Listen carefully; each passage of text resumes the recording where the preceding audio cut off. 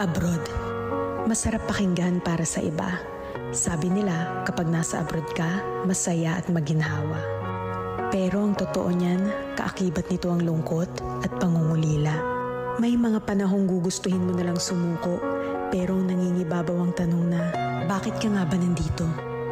Oo, may mga maswerteng nakakaangat sa buhay.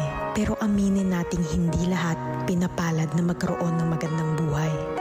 Basta tandaan mo, lahat nagsisimula sa pinakababa bago ka makarating sa itaas.